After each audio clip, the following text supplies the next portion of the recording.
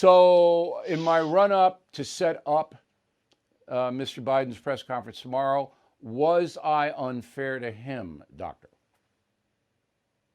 No, I think you were quite fair. And I think you, in fact, analyzed how the press tends to deal with these situations. Um, it really is home court advantage for the president. And unless the president messes up, he should be able to handle this. The thing about Joe Biden is what presidents like to do is a monologue. Obama was a master at that. You ask a question and he runs down the clock.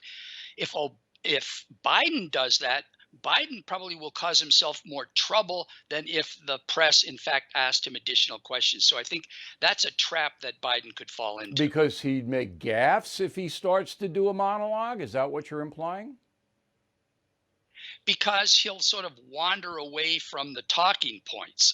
And what's really important for the president is to be crisp, try to answer a question as best as possible, which most of the time for most presidents is avoiding answering the question. Of course, Trump did the exact opposite. Trump just went hammer and tong fighting with the press. That's very different from what most presidents do. Why do you think President Biden delayed having a press conference for 64 days? He basically just stalled. And in fact, if I was working in the White House, that makes a lot of sense.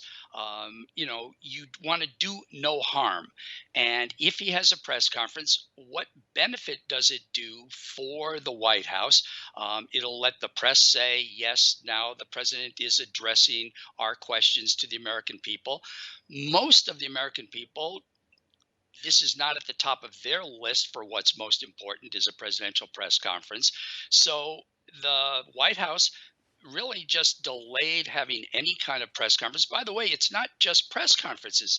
On the rope line, he never takes any questions. He'll take maybe one, sort of do an answer, and wander away.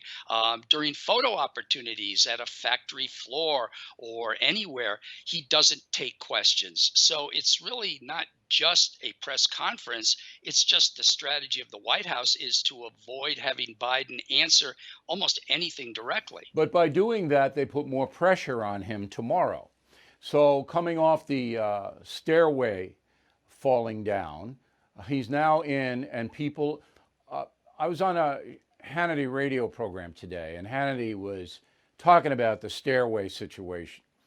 And he asked me to put it in perspective. And number one, I said, and I said on this program as well, nobody should be happy that Joe Biden fell down on the stairway. I mean, that's not a good thing. If you're happy about it, you might want to reevaluate that. But in my opinion, as an American citizen, he's in decline. Joe Biden's in decline, physically and mentally, from what I've seen in 64 days. I could be wrong, but that's my assessment. If tomorrow he doesn't come off, as you put it, crisp and able to parry, then that's going to be on steroids that he's in decline, is it not?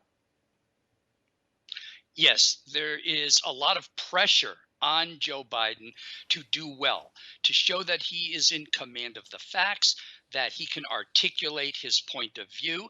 And when reading a teleprompter in small bits, he usually can do okay.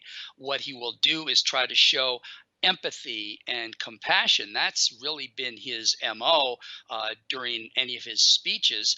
But if asked a specific challenging question that he needs to answer yes, no, back up with facts, that could be Yeah, he's not problematic. going to do that. He's going to blame Trump for everything, I think. I don't think he'll get away with that with the American people because if he does that, that'll be the headline. I mean, all the news organizations will take that and they'll say, look at this and all of that. Do you expect him to blame Trump for everything? he probably will blame Trump for the mess on the southern border. That has been the strategy, and he doesn't want to take responsibility for the situation that we're in now. So, yes, he'll do that. By the way, we haven't really spoken at all about COVID, about the vaccination rollout. I don't know about you, Bill, but I'm mighty darn excited that I can have a hot dog in my backyard on the Yeah, I 4th of am too, but July I know if that the things keep press going the well. press isn't going to go there very much because it's fairly well defined. All right, what's happening now? There's not a lot of controversy. People are getting vaxxed. People, as you just said, are looking forward to being normal again. I don't know the press is going to do that, and it's a tee up. You give Biden a COVID, he's just going to run all day. Well, we did this, we did that, we did that, blah, blah, blah, da, da. It's not like, well, Anthony Fauci is saying stuff that isn't true. They're not going to do that to Biden. So I expect it's going to be border, and then it's going to be guns, and that's a tee up to Biden too. But here's my last question for you, and again, we really appreciate your time. I know how busy you are, Doctor. So my assessment of the White House press corps is they wanted to hurt Donald Trump. That was what 80% of them were in business to do. It wasn't about getting information or giving the president a fair say. It was make him look stupid. And I know as a fact that those people were ordered to do that by certain news organizations. Do you concur with my analysis? Yeah, this is a really slippery slope for the White House press corps. On the one hand, they can't look like they're lapdogs, which most of the time they are, but none of them want to be the one who started bringing down the Joe Biden White House. So they sort of have to ask a somewhat challenging question, but none of them want to ask the question that is going to be a mess, that's going to cause a big problem.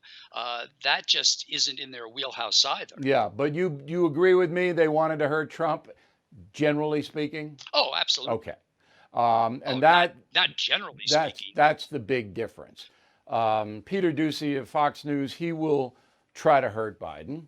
Let's be honest, he's going to try to hurt him. But I don't know if Doocy's even going to get a question, because the Biden people know that he's going to try to hurt the president. Always nice to talk to you. Give my best to everybody at COM. They still remember me up there in Boston U? Absolutely. Yeah, I don't know if that's a good thing. All right, Professor. Thanks. Thanks very much for helping us. Great seeing you, Bill. Okay. Fellow Americans, I am concerned about the U.S. dollar. Huge debt, as you know. Will it stay as the world's reserve currency? That's why now more than ever, I recommend you diversify with gold and silver. And the only company I recommend, and have for years, is American Hartford Gold. I trust them. I've personally done business with them. They sell physical gold and silver delivered right to your door or put inside your IRA. And they make it very easy. So call them right now. Make sure you tell them Bill O'Reilly sent you, and they will give you up to $2,500 of free silver on your first order. Since I have been recommending American Hartford Gold, gold shot up more than 40%. Silver, more than 60%. So don't wait. Call them now. 866-501-5201. 866-501-5201. Or text Bill to 65532. Again, that's 866-501-5201, or text Bill to 65532.